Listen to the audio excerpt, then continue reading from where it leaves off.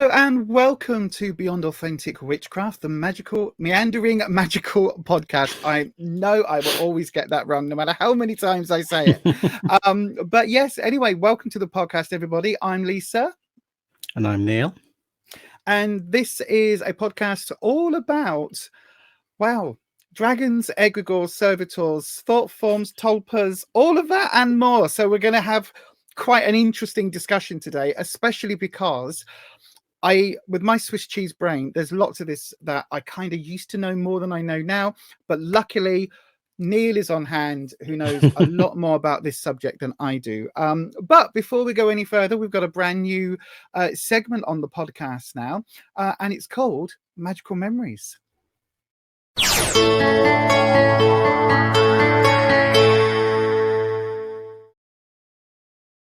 So yeah, this part of the podcast is literally us talking about any of the magical workings or anything we've done since the last podcast, which is about a month actually. We're on schedule this time. This is good. This is going well so far.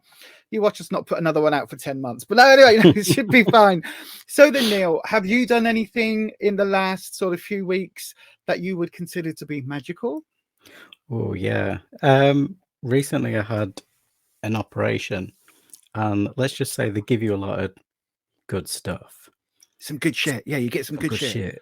Right? Some good shit, yeah.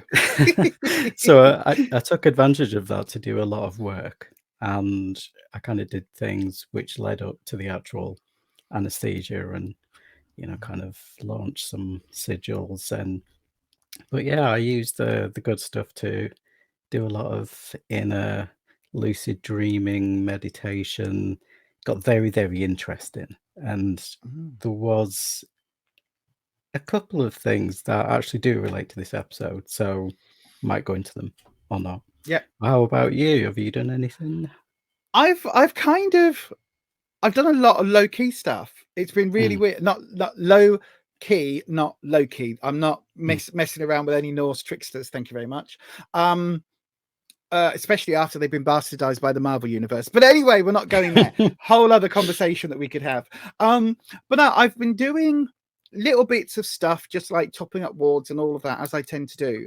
But I've also kind of like this whole month has been about preparing for a tarot event that I'm doing next month. And so this whole month has been spent kind of doing what I call it's like prep work for a spell. It's like from the minute you start, if I decide I'm going to do a working or a spell on a particular day for a particular reason, as soon as I make that decision, everything that I do towards that, whether it's picking up herbs or, choosing crystals or using cards or using, crow's feet, whatever it is I'm using for that particular one, gathering those bits and drying them and making everything, getting everything prepared is part of that working for me. Okay.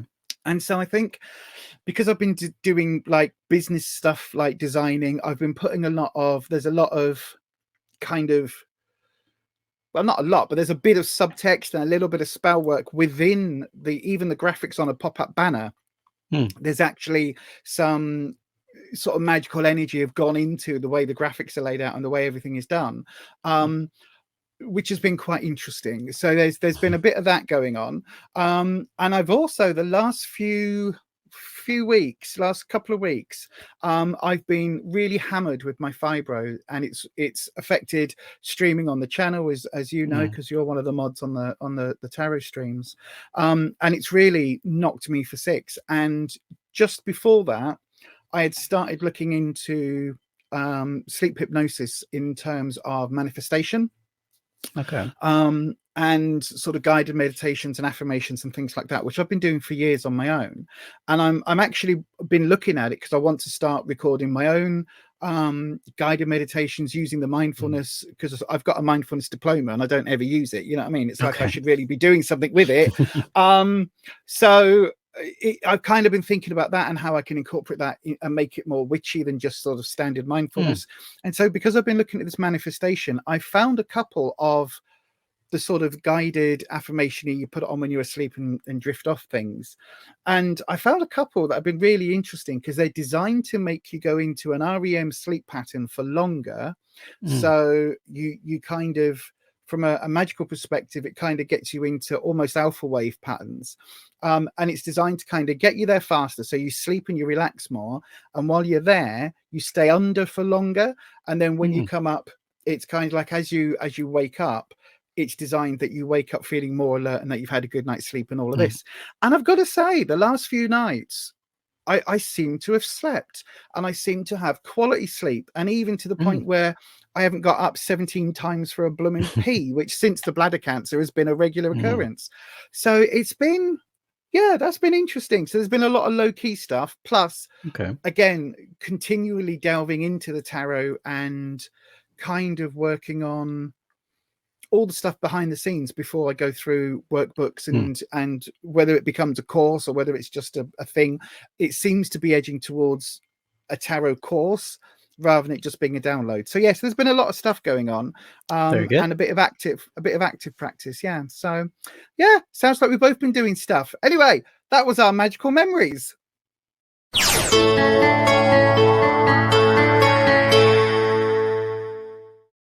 Right then, Neil, I guess this then kind of, we hand over to you for the majority of this episode, because this is the subject. So I'll tell you what, I'll introduce it from my perspective, from my almost muggle perspective. So today's episode is about the dragons that I work with. And when I say dragons, kind of what that means, but it kind of isn't about that at all, because to understand the dragons, you've got to understand what we mean when we say egregore, servitor, thought form, and also tulpa, and kind of where the dragons exist within those sort of definitions, which if we're going to talk about that, we might as well explain what all of that is. Yeah, because you get, seeing as it's born out of chaos magic, right, I'm going to drink my coffee. Today's lecture delivered by Neil. No, because you get asked quite a lot on the tarot live streams. You say, like, there's people going, "What's dragons? What do you mean?" Yeah. And everyone you have to explain as much as you can. So I thought, well, may as well do a video so that at least you can just go, "Well, I've got a video all about it." So we can go link to the video here. Go up in the corner, link there, and leave a like and subscribe and all the YouTubey things. Yeah, I know, right? I mean, we've kind of said like what our understandings are of these things, and I don't know whether or not you kind of want to talk about what your understandings are of each of these things. My level of understanding is there are thought forms, which are kind of like, for me, that would be like the general level, the most basic thing. And it's kind of like, my understanding of a thought form is almost like a Jungian archetype. So it's something like the hero, or you can get even more defined. So you say something like Santa Claus is a thought form, because the idea of Santa, especially as we view him now, as fat man, white beard, red and white suit, big bag of toys down the chimney, give it to kids. That as a creation, as soon as you say Santa Claus or Father Christmas, people have that idea of what it is, and that becomes kind of universal. Like, it exists beyond Christmas time. Like, you say Santa and it's people instantly across the world, whether they celebrate or not, they instantly have this idea of what that is. Then in my head there is either a servitor or an egregore, and I can never remember which one it is, but one of them is basically like a programmable golem. So it's like on the astral, spiritual, akashic plane, there is a figure, I guess. We think they're humanoid because that's how we tend to understand our understanding of, you know, what makes a being a being. And you give them short form tasks, and they are programmed with a set job to do. They go off, do that job, and then that's it. So it's like a Mr. Meeseeks from Rick and Morty. And then whatever the next one is above that, it kind of comes in where the initial one of my dragons comes in. So I can't remember which way around it is, but that's one where it's like a whole computer program. This is how it was relayed to me. It's like a whole computer program that you constantly have to update. So there's constantly what we would now call DLC. So there's downloadable content constantly being rewritten for this thing, and it kind of has its own lifespan, and it exists separate to the creator, to us as magicians. My understanding of a tulpa kind of visualize an element of yourself that you don't like, or a habit that you don't want to have anymore, and you visualize it, kind of visualize that part of you almost like stepping out of you, and then you address it and you go, oi, I don't want to eat Mars bars anymore, stop eating, stop being addicted to Mars bars. And then you kind of go, right, I'm going to take your love of Mars bars away, off you go, and then you go back into you. So that's kind of, that was always my understanding. And then all of a sudden, in the last few years, tulpas have exploded on TikTok. So there is literally tulp talk or TikTok or something. There is like tulpa TikTok. It is absolutely bonkers, where it's now this whole thing, and people talk about having relationships with their tulpas and having, you know, oh, I've created an evil tulpa and now I've got to battle. It seems to have crossed over into the mainstream anime cosplay world, which doesn't mean it doesn't have magical merit. It's just that I no longer know, when I'm watching some of the videos, whether I'm talking to somebody who's coming from a chaos stroke ceremonial background, or somebody who's watched a hell of a lot of Akira and is a little bit confused as to where reality is. You know what I mean? And the thing is, it makes it even more complicated, because a lot of what we're talking about, there isn't a lot of difference between reality and fantasy when it comes down to magic. It's kind of it's so yeah, so that's my level of understanding, which I guess can be explained as not much understanding and a lot of confusion. So what did I get wrong? Everything. Okay. Here we go. That's it. Yeah, crack your fingers. Here we go, everybody. I hope you've got a snack and a hot drink, because we're going to need it. Right. Do I need to take notes? I was about to say that. I will take some notes. Okay. So, I mean, servitors are a big thing in chaos magic. They're quite an advanced thing that you get into kind of later down the line. But servitors are created by one person to perform or aid in a task. Now, it can be a really general task, like maybe you want to want inspiration and success and all the rest of it to do with your business. So it's something that you maybe want a long-term servitor for, to do many tasks. Or you could have something that's very, very specific, like I want this money that I'm owed to come to me. And then it'd be a very short-term servitor where you would deconstruct the servitor after the use. But I mean, it's one of these things that, I mean, I learned how to do it kind of a bit later on in my work with the IoT, because it's a very, very elaborate process. You know, you've got to think about, obviously, the things that you want it to do, not to do, make sure that it doesn't, you know, misconstrue what you kind of want. Got to come up with the Because I was just going to say, this is one of the things that I see people doing, and this is one of the reasons why we're not going to discuss here how to create some of these, because it's that same thing of, if you are doing any kind of spell work, and if you say, you know, you want to come into a large sum of money, say you want to come into £20,000 in the next 6 months, the universe doesn't necessarily know that you want this in a particular way. So if the shortest way to make that happen is for your auntie or your brother to pass away and leave you that money in a will, that's kind of what can happen. And so with servitors, as this was something that we had to do with creating the original dragon, was to kind of almost say, this is what the intents were, and then pick apart each one of those intentions to see how could this rebound, how could this, and literally it was like trying to cover all those bases within its programming. It's something that you can't be impatient about. You know, it's, you kind of brainstorm all these ideas, like, you know, what you want it to do, its name, its appearance, having an anchor object for it to kind of live in, how you're going to feed it energy, associated symbols, coming up with the launch ritual, all that.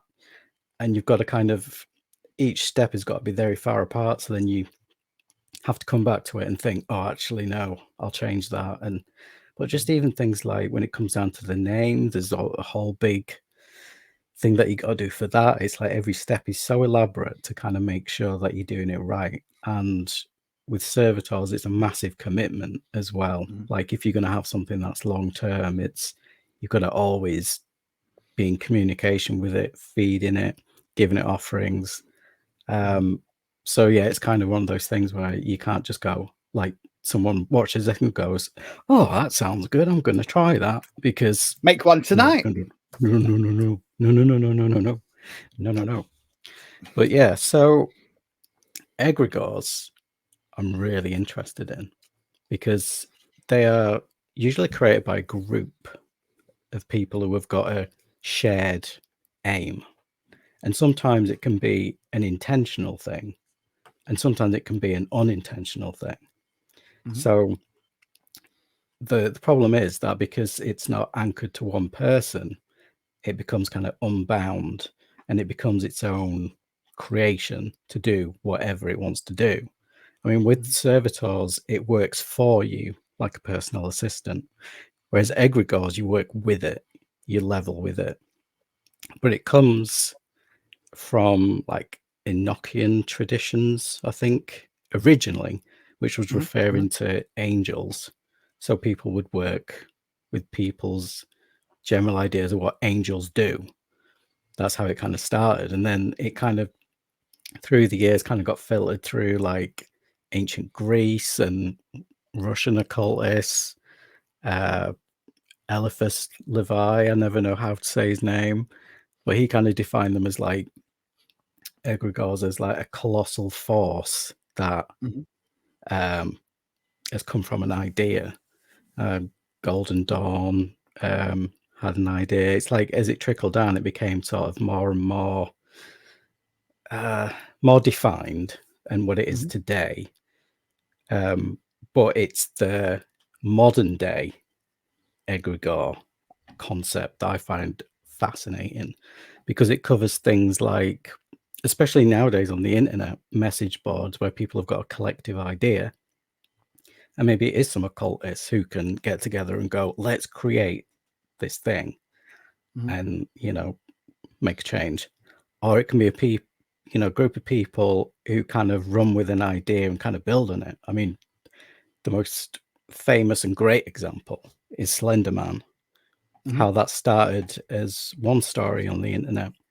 People were really invested. People started doing their own fiction and artwork, and it kind of spiraled until the point where I think it was in 2016 where there were two girls who believed that Slender Man was real and tried to kill their friend.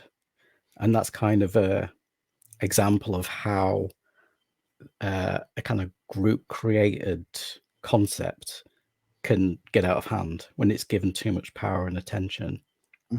So I find that interesting. I find that so interesting. It's almost kind of meme-like. Yeah, I was going to say, how does that differ then to things like in the States where you've got the QAnon lot doing like Pizzagate, where they genuinely, some of them genuinely passionately believe that there is this underground cabal of, you know, evil people doing despicable things, including, you know, things with kids and like just the worst things imaginable, supposedly run out of this pizza shop that has got connections to the Clintons and, you know, all sorts of high-ranking Illuminati. You know what I mean? It's like, there is a crossover because the Illuminati is a egregore in a way. I mean, McDonald's is an egregore in a way. You know, Sky News is an egregore in a way. Santa Claus, etc. Santa Claus, like you said, Santa Claus is an egregore. It's just all about the power that you give it. If you truly believe that, dare I say it, Jesus Christ. Oh, edgy. I know, right? that would get us some clicks on the YouTubes. No, I mean, but again, the cults, the cult of Jesus Christ, the cult of John the Baptist, in their early days, because obviously they were founded long after the original people that were actual humans like had passed away. So a lot of that was based on creationism, and it's, you know, creating that myth of a figure and then putting faith into that figure. And then there is then a cultural idea of what that figure is and what that figure is related to, and then it takes off into its whole new thing. And the ultimate egregore, arguably the ultimate, you know, created thought form, is the idea of the prophets that all the religions follow. So that's where I find it really interesting, because again, this idea of group thought form, to some extent, I guess my subscribers are kind of part of this. When I talk about my dragons on my stream, they're feeding back into that, and there is that two-way connection, because they obviously have a slightly different perception. When I say dragon, it makes you think of a certain thing, doesn't it? It makes you think of a dragon. I'm just looking for a picture, but you know what everybody knows what a dragon is. like here, look, we have a little skull of a dragon. It's a dragon, yeah. Well, this is the thing. If I'm kind of talking about what I know, it's interesting in how you can apply these. Like, what is your dragons? I mean, the thing is with these definitions is they've been changed over the years. They've been, you know, they don't have to fit in a box, you know. I mean, so you need a big box for a dragon. I mean, thought form is the general word for all these things. Thought form can apply to all these things. But tulpas, we were talking about tulpas a bit, but what I understand, it's kind of quite difficult to find the kind of root of it. I mean, apparently it's in esoteric Buddhism. There's kind of something in there that could be perceived as about tulpas. But basically it's almost like a intentional or unintentional cutting of your own psyche or soul or personality, and it can be intentional or unintentional. So for instance, you know, because I've talked about I've got bipolar, if I keep referring to Manic Neil and keep talking about, oh well, Manic Neil does this, oh I think that Manic Neil's coming back, then that is fracturing off that part of myself, which could go awry. I mean, it has.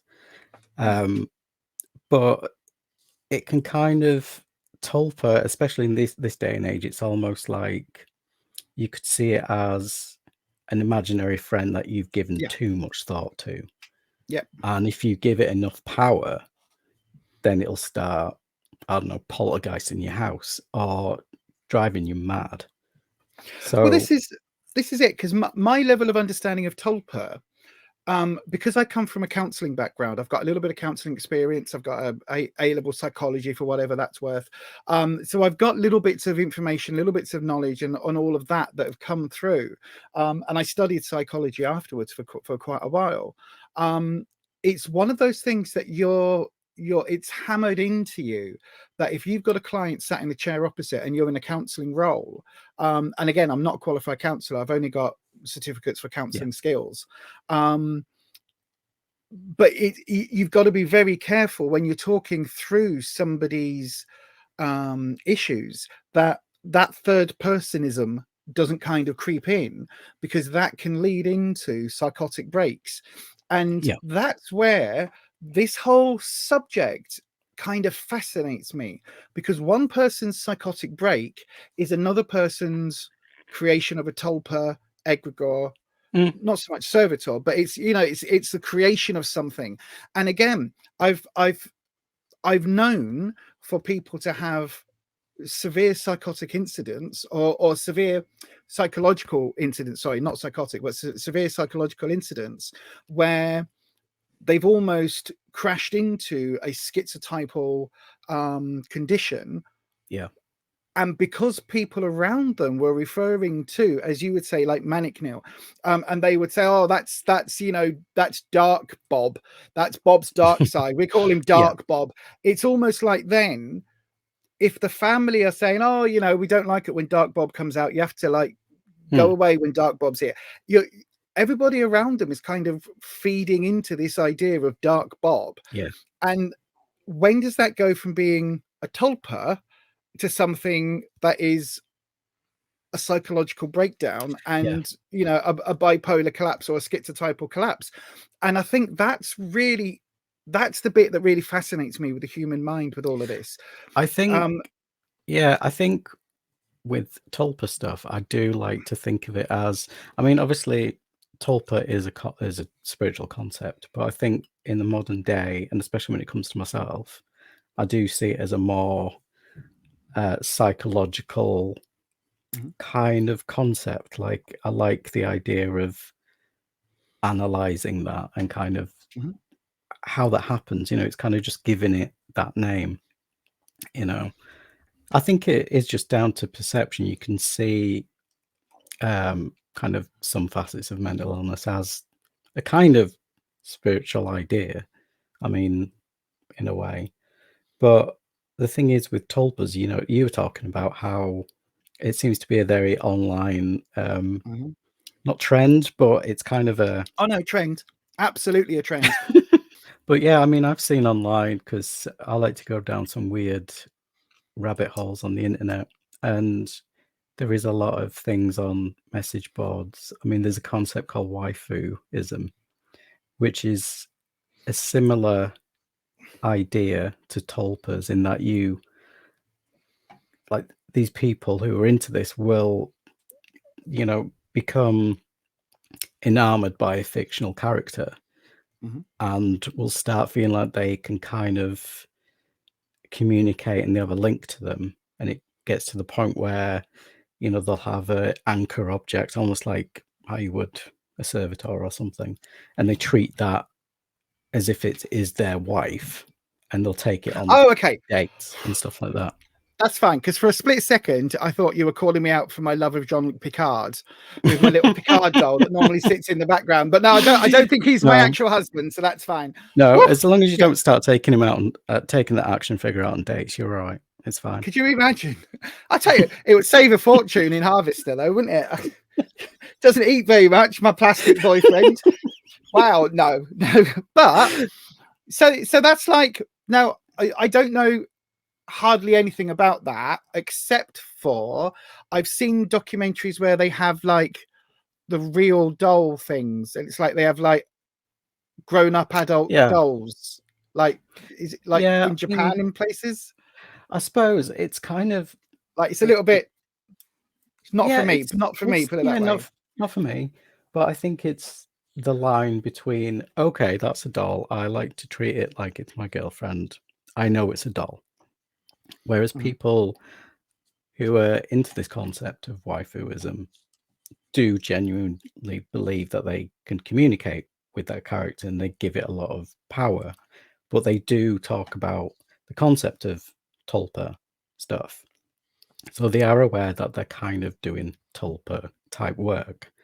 But the thing is that you see on these message boards is that because other people are into that, they will feed into their thing. And it does, you do see people mentally collapsing from that. And I think it is, I think it is with Tulpa and stuff like you were saying, there's got to be some awareness of mental illness stuff that can arise from it, I think. But on a low level, though, I guess it is very similar to, you know, when people think about like clown dolls and that, they're like, oh, I don't like the look of that, I think it might come alive in the middle of the night. And it's like there is that, so there's almost like our low level fears and the things that go bump in the night that we're supposed to be scared with, the monsters under the bed and all of that.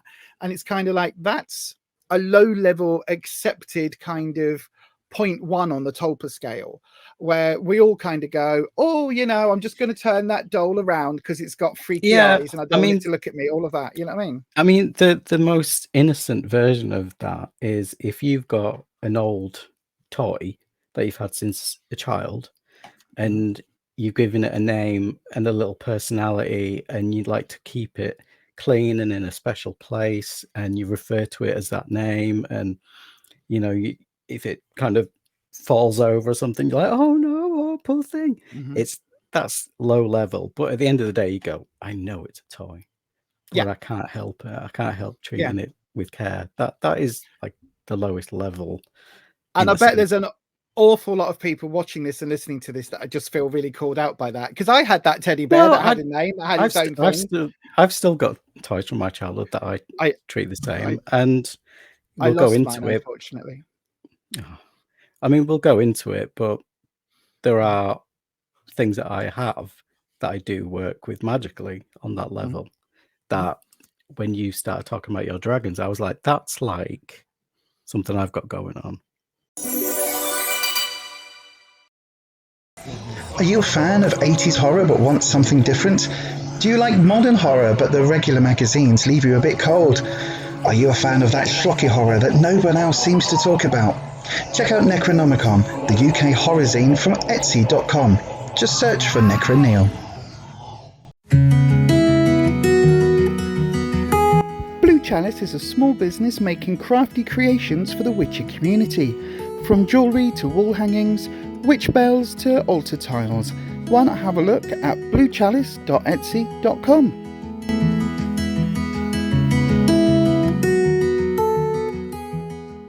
So I guess a lot of people can understand that idea then, from, because we've all got teddy bears and dolls and knickknacks and little things around us that have that sentimental value that kind of goes a little bit beyond that. It's kind of borderline Tulpa, but that isn't, when people talk about the dragons, that isn't what my dragons are. And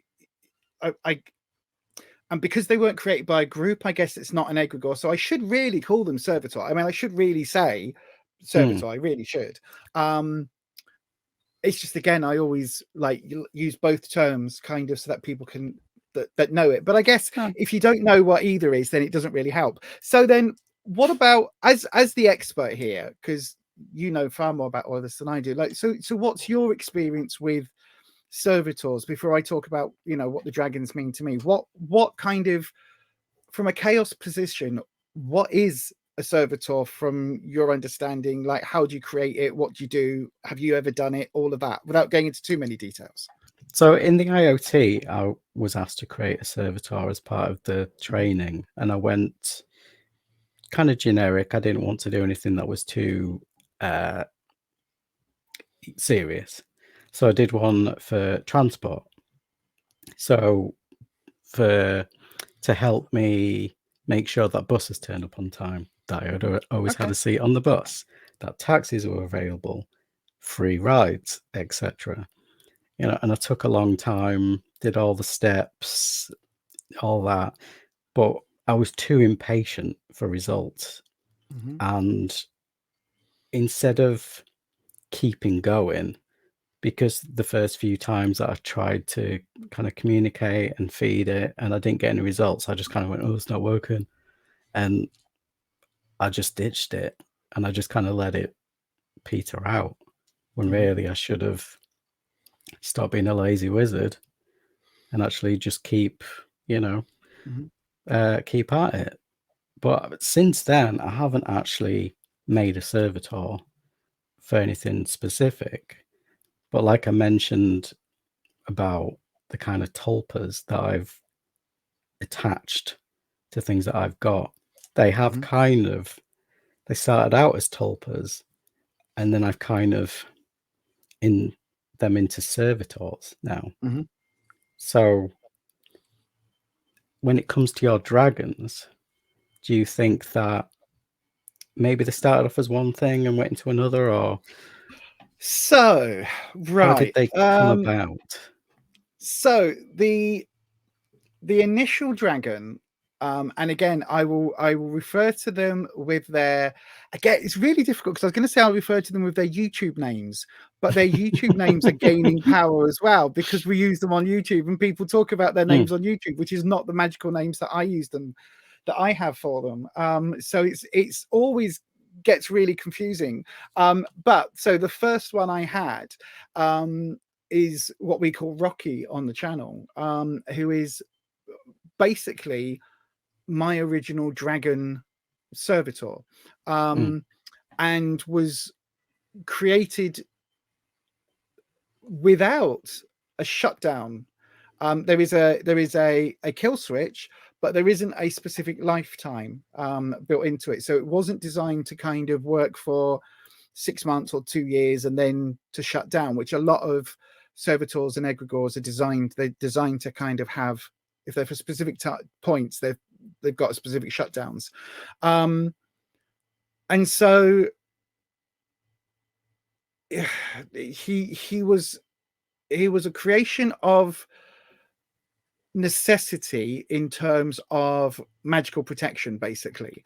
And he was set up with the principle that whatever form of magical protection was needed, he would be able to either assist or take on that role. There's a lot of backstory to it that I'm not going to go into. Okay. But basically that's what he was created for magical protection. And over the years, because again, this is 20 years ago, probably easily 20 years ago.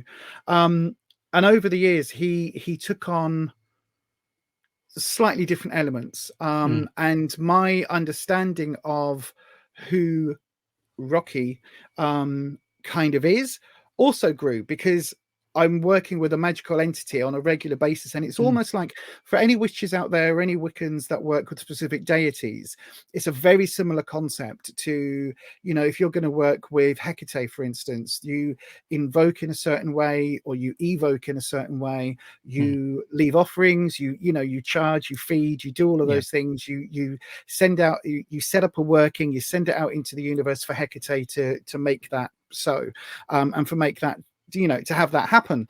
And it's a very similar way with working with my almost said the other name, working with Rocky, in that it's, you know, there was similar sort of setups and similar working practice. But then it got really interesting, because when I came back to tarot, it was becoming really interesting and really obvious that when I use the tarot cards, there is something else happening. It isn't just me looking at these 78 cards. There is something else. I often talk about the Akashic records. That's a theory that I quite like, which is the idea that almost like the multiverse before the multiverse, every version of us that there ever could be out there, you know, the Lisa that decided not to transition, the Lisa that decided, you know, not to get with my other half, the Lisa that decided not to move up north, all of those kind of different variants, if you like, kind of have a sort of story, and that story is held in the Akashic records. And it's almost like the book of your life has footnotes with other things that could have happened, you know what I mean? So it's not a full, it's not like the version of me that didn't move up north has lived an entire life somewhere else. It's not that. It's just like, this is the branch that could have been, you didn't take that fork, so we can only see, you know, this far ahead, and then that's it, that didn't happen, so that branch died off. And so because of the way I read the tarot cards, I get knowledge that I have no way of knowing about people, and it's sometimes through the cards, and it's sometimes like again, the language is so crap at describing this, but it's almost like a memory gets put into my brain, but it's not my memory. And so it will be, and I'll be trying to describe it, and I've had it happen on the streams where it's been somebody that has passed that's in relation to somebody that I'm reading for, and I'll be like, I'm being given this memory or this image of this person, and it's literally in the same part of my brain. When you think about, when you were talking then about you know, dolls and teddy bears and things from childhood, the same part of my brain that activates to go, I had a white teddy bear like that, I really miss him because he was called White Ted, and I lost him years ago. That same part of my brain that brings that memory up is where the information like downloads into. I don't understand it, so the only way that I've made sense of it is by recognizing it as a information that is given to me from that Akashic record, information that I have no way of accessing. Somehow it connects, and then that kind of became the methodology for that connection is different depending on the type of energy that comes through, and sometimes it's very dark, and it's very it can be quite lusty. So there's like a a passionate element of it. And because I've already got Rocky, because I've already got Rocky, it's almost like the other dragons hived off of Rocky. It's like they were a little pod creature, almost like in Gremlins, where they start podding out, and each of them has different personalities. It's literally like that. And so there were two distinct kind of energies that I worked with. One was fire energy, elemental energy, which is the lusty side, and the other, and like we now on this channel call her Scarlet, but it's like a red fire dragon who deals with stuff that is of the heart. So passion, jealousy, anger, love, lust, all of those things. That's her forte. And then because like if I'm receiving information, and again, this sounds like a psychotic break. I completely understand it. It's why language is so difficult to put esoteric things into terms without sounding like we should all be in padded rooms. But the energy that would come through sometimes would have a different feel, a different flavor, a different color. And so over the years, I've just incorporated, right, the red flavor of energy that the information comes through on is a red dragon. If I give it a thought, if I give it a physical form in my head, then that's how I make sense of it. It isn't an actual dragon. It isn't like the original dragon was in the shape of a dragon. It's why I have a dragon tattoo, because that was its base, its home. And so there is that connection there to the original one. All of the other ones, it is elements of elemental energy. But over the years, because I've referred to them as my dragons, they now, like, that's now the shorthand. And it's gone from being, again, this is the thing with Tulpas, it's gone from being simply, oh, it's a dragon because it's an easy way of saying it, to now they effectively have similar personas and qualities that the original servitor did. And so now there are technically 5 dragons, because over the years, as there's been a need, as the original dragon was created for protection, there's been a need for other flavors of servitors, egregores. But very much it's like having, I guess it's like having an astral, a spirit guide or an astral familiar. So it's something that isn't around you like a cat or a dog, but on the astral plane there is my dragon. But because he was programmed for this specific task, for this protective task, wide open within that field, anything else is kind of like he's not comfortable doing. And so then that was under necessity to create other ones. And then it seemed to make sense, well, if we've got 3 of them, eventually there's going to be 5, because of the 5 elements, and because I work so closely with those elemental energies in both my witchcraft, in healing work with crystals and auras, which I started with way back when, all the way through to the tarot now. That elemental energy connection's always been there.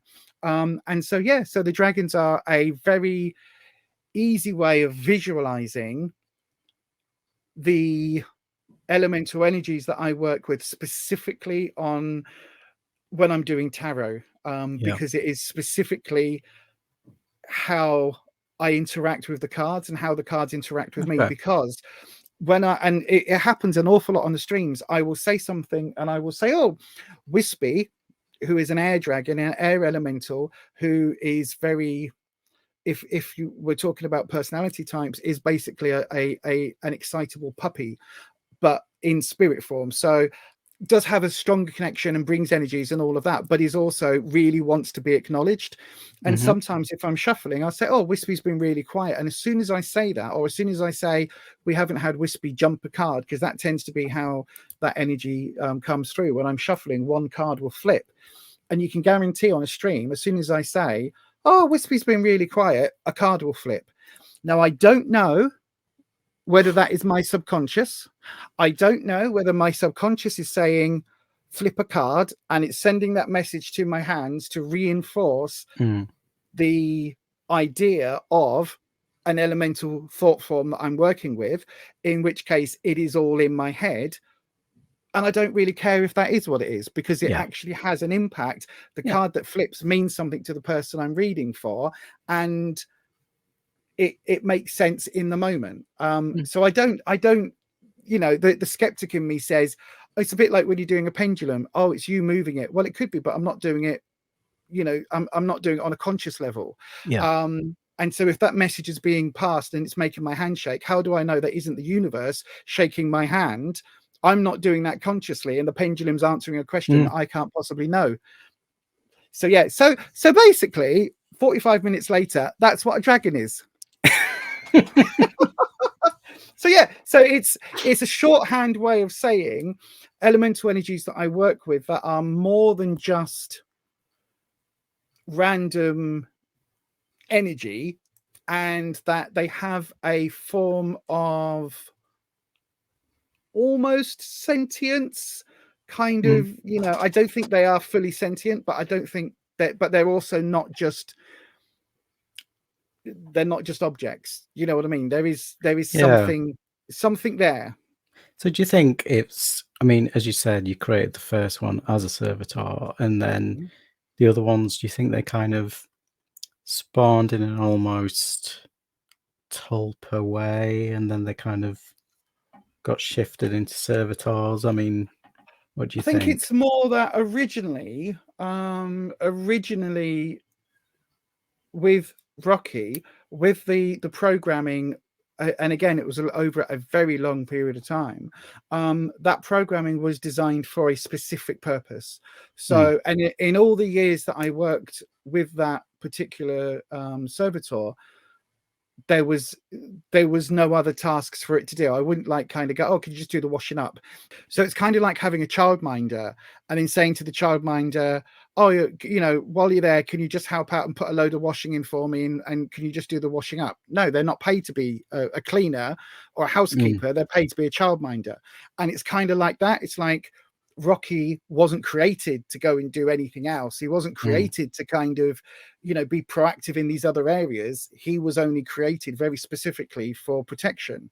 And so by necessity, if I wanted to use similar kind of energies as what I'm used to working with Rocky, then it's kind of like, okay, well, Rocky's in existence.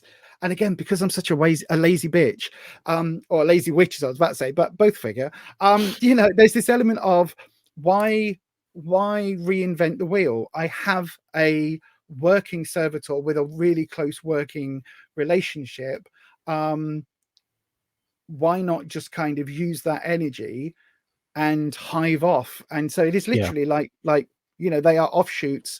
So yeah, hopefully that makes sense. I don't know if I've explained that very well. I mean, there is kind of a more advanced idea with servitors in chaos magic, which is cloning, which is kind of similar, where you realize that you may need more work power, and so you decide to assign different servitors to different sectors of something that, you know, you need help with. So was it kind of like, as time went on, you kind of felt these different energies and kind of went, oh, that's that one, I'm going to call it that, or they Sort told you of. the name? Or So I guess the easiest way is to talk about the last dragon, which you've also had experience of, and that dragon is called Tank on the channel. And Tank is basically a dragon that was created to be a healer, but not not in the way that I originally worked with Rocky, with protection, stroke, healing energies and crystals and things like that. It wasn't that. Tank was created when I had to go through the cancer surgery last year, the first cancer surgery. And he was created with a very, very distinctive personality type and purpose. And that purpose was, when I am unconscious on the operating theatre, do whatever is needed to get me through it. And if that means, and so the idea of a field medic, where they just have like patch people up, it's like, it's not pretty, it's rough and ready. Do what you need to do to patch those bodies up and get them shipped out to aftercare.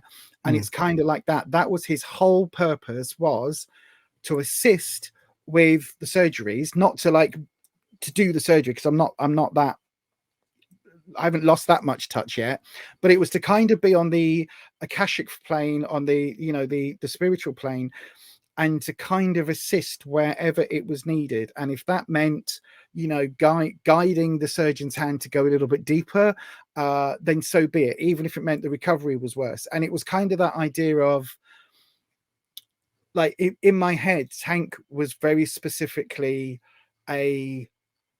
like, I can tell you how he smells. He smells of like old machine oil and petrol cans and cigar smoke and sweat and stale sweat and like old bits of bonfire there's elements in, because and again, although he's called a dragon, he has a dragon form, if you like, but also he's kind of like this short, squat, imagine a fat Wolverine, and you've kind of got the personality type: short, squat, kind of been around the block lots of times, does what's necessary, cuts those corners, the intelligence of somebody like House MD, so very, very acutely aware of medical need. And his whole creation was, get me through the cancer surgery, get me through the cancer at whatever cost, get me through it.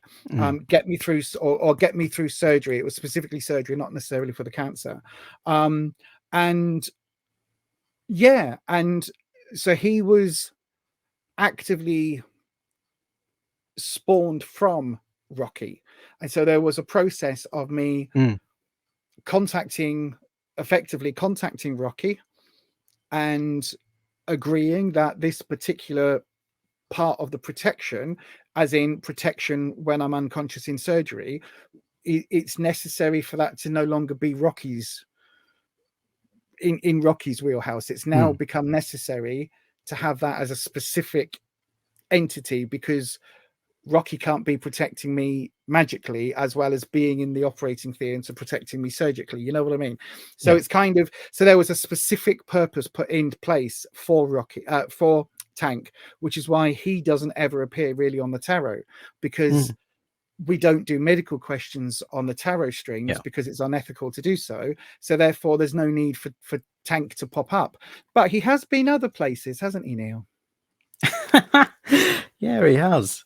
I mean, he's been thrown my way, directed my way when I've had surgeries and things like that. And the last time, I mean, I mentioned it at the beginning that I had a bit of a wacky trip. And one of the first things that happened whilst I was away was Tank appeared to me. And he was kind of, I just felt this presence on this chair, this kind of dark presence. And I was like, who's that? Who's that? And I just kind of, you know, just relaxed, closed my eyes, and he appeared kind of, I closed my eyes and I could still see the room, almost the map of the room. And he was sat there and we had this full conversation. It was absolutely amazing. But just him just basically telling me what the fuck I needed to do to recover, with, you know, in very, very gruff terms. And it was great. It was so strange, but yeah, really, it was great. He looks great. Like just exactly how you kind of imagine him to look, you know. And it is it's one of those really odd things, because again, the part of me that studied psychology says, well, that's a placebo, because I've talked about what he looks like to you, and I've talked about my experience with him in surgery. The minute I say I'm sending him your way, wow, you're bound to have this placebo effect and see him, because you're that way out on all the drugs. But my answer to that is, who cares? Who cares if it who is cares? nothing more than placebo?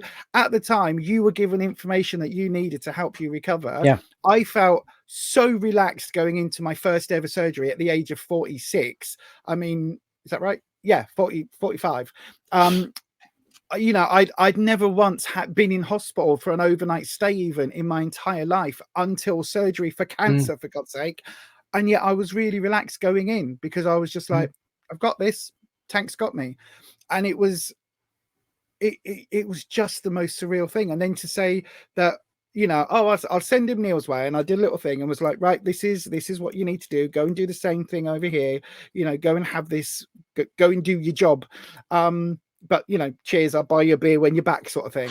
And then to have you say, Tank appeared, and there was a whole conversation, and there was this. It was like, again, the skeptical part of me says, did it really though? But then the magical part of me says, well, hang on a second. You created this hived off servitor to do a particular job. You went into surgery, sailed through both surgeries. Your friend went into surgery, pretty much sailed through sailed through his surgery, and then also got advice on healing afterwards. So, you know, like, it doesn't really matter. It's like, if you, how much more proof can I ask for when, you know, everything went the way it should do? You know what I mean? It's like, it's bizarre though, isn't it? Isn't it bizarre? It doesn't matter. Really doesn't matter. So do you use all of your dragons for actual magical purposes? Do you kind of call them forth a certain... No. The ones I really work with are Rocky, who's always been there, and Wispy, who's the air elemental, who is just, you know, the tarot guy, really. I'm very aware that talking about all of this, I do sound completely insane. No, because you're very, very self-aware. Very, very self-aware. I mean, you know, I'm there talking about, you know, fracturing a tulpa off myself from, you know, Manic Neil. That kind of was a thing that also happened under the influence at the time after Tank. So it was quite a night. But at the same time, it's like you say, it's like if it's a psychological tool rather than a magical one, then it doesn't really matter. It's kind of fun. Yeah, so, who cares? And if it gets the results that you need, isn't that what magic is? You know, it's like, and I guess it's as long as we're aware that those creations, those egregores, servitors, thought forms, and tulpas are existing on a different plane somehow, and they are in a different sphere of existence. As long as we're aware of that, I guess that keeps us slightly separated, if that makes sense. And again, it's almost like the Marvel universe. Like you can be aware that there are other realms, but still live on your 616 planet. Oh God, I'm such a nerd. But I mean, you know, like I always say with magic and chaos magic, you've got to have fun. You know, don't get too serious about it. You know, it's like, I mean, you talking about when we've had this conversation about your dragons, and I've said like, oh, that's like me with my dolls. I mean, disclaimer: I collect dolls as a 40-year-old man. Yeah, but not. Your dolls are very specific, like cool art pieces. They aren't. They're not like baby dolls. They're not Monster High dolls or Barbie dolls. You know what I mean? Yours are works of art, your creations. But I mean, I kind of have assigned my dolls little personalities just because I can, you know, dress them up in what suits them or do their hair a certain way. You know, I'm quite creative in that way. And, you know, over time, you know, when I've been doing lucid dreaming, they've appeared to me and we've had little conversations and kind of gone like, oh, that's like a character I can build on and write stories and stuff like that. And then one time I made a sigil for something, and because this particular doll, his character is a witch, and I kind of gave her this sigil, and within 2 hours it worked, and I was like, fucking hell, okay. And then ever since I've wanted something very immediate, I've given her it to deal with, and it's shocking how fast she does it. I try not to abuse it. And it's the same thing with kind of like, so she kind of started off as a Tulpa type creation, and then has become a servitor, and I kind of make sure she's always dressed nice, giving her a good spot in the room and all that. But you see, in ancient times, that would have been considered household gods.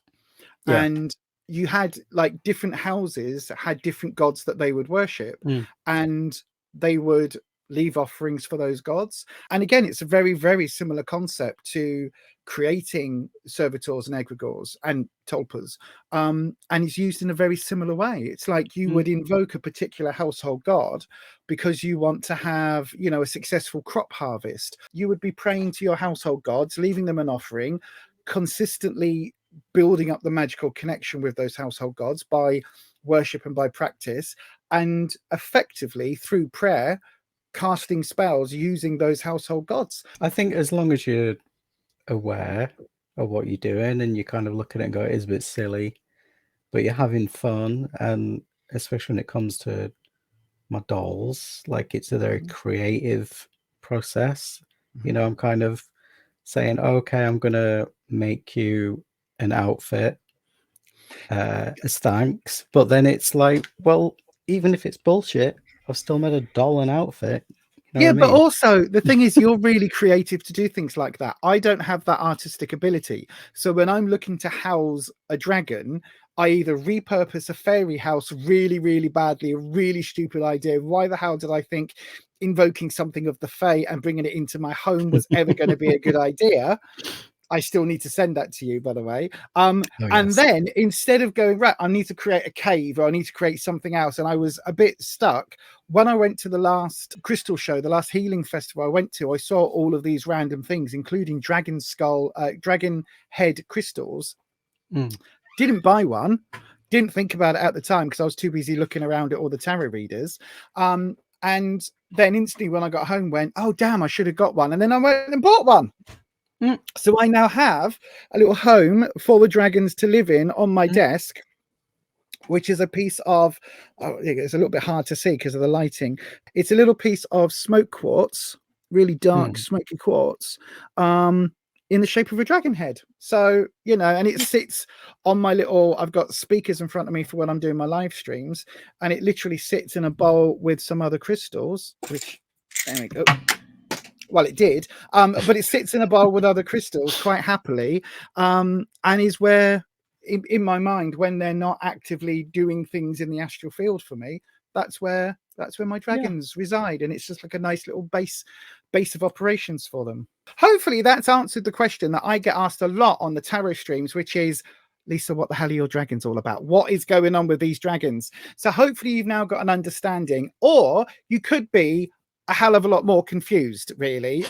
But either way, hopefully that's answered the question. And if you haven't reached for your phone to ring those men in white coats and get us one of those lovely padded sails that's like an adult bouncy castle, which does sound like fun, doesn't it? But if somebody's watching this or listening to this, Neil, and they think to themselves, do you know what? I've been around magic for a while and I've got an interest in this, but I don't really know, like, I don't know anyone that's a chaos magician or a chaos wizard, and they don't want to necessarily join the IoT, but they do want some more information about this.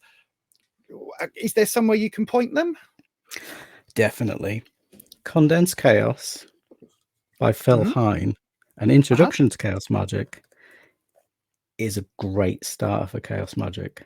Really great starter. It just covers so many facets of chaos magic in a very accessible but still a bit wacky way. And it has a section about servitors in it, kind of in the right place for where you kind of, you get into the book and you're like, okay, I can understand this now. I'm ready to learn about servitors. That's a great one. I like the fact you've got a bookmark tab in it. I like that. Yeah. You know, I like that because it means you're using it to take notes and things. So I like that. What was the other book? Because I recognize the other book. Okay. If you want to know about servitors in a much more linear way than we've talked about, Creating Magical Entities by you've sent me that one before. Yeah, David Michael Cunningham. This is really good. It's really detailed.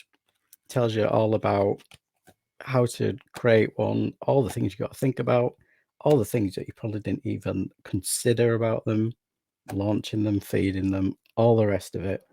It's a really, really great read that I really, really recommend. It's really good.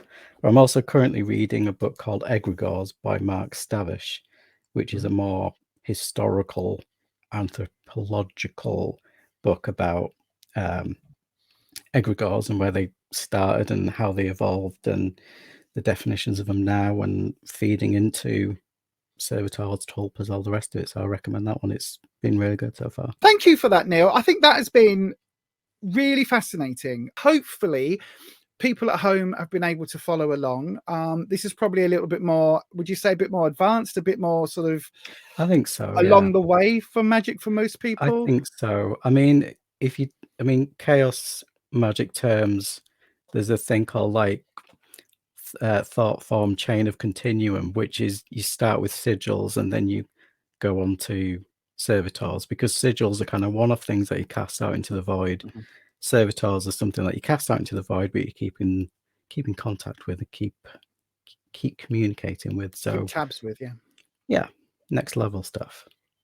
And as always, we have to give the little, I guess, the little warning of they say be careful what you wish for, but also be careful what you create. That's all I'm going to say. Make sure you've got kill switches, and make sure that, you know, you're not just saying you want £20,000 and you don't care how you get it, because, you know, just make sure you've got nobody close to you with a £20,000 life insurance policy is all I'm saying on that. All I'm saying. But anyway, that's going to be it for today's episode. We haven't really got any questions from viewers for this episode, purely and simply because this whole episode is questions from viewers, because I get it a lot. And quite often when I'm doing the tarot streams, I'll be like head down in it reading the cards, and it'll be down to Neil and my other wonderful mods to kind of answer those questions and go, what does she mean, dragons? And they're in the comments going, wow, it's kind of like this. So hopefully that's answered all of those questions. I'm not a full expert, so, you know, I'm getting ready for the comments going, actually, I'm just probably the internet's always going to internet. Yeah, but the internet is always going to internet. I don't get my information from Wikipedia or Google, so don't send any links from there because they're rubbish. Read a book. Yeah. So I'm just one person who knows some stuff. You know, that's it. I'll get stuff. And likewise, I'm just another one person that knows some slightly different stuff. And between us, we're just two people that know a little bit of stuff. Yeah. But that's a start. Anyway, that is going to be it from us today. And as we always say on this podcast, stay you, stay true, stay authentic, and keep practicing. Keep experimenting. And we'll see you next time. Bye-bye. Goodbye.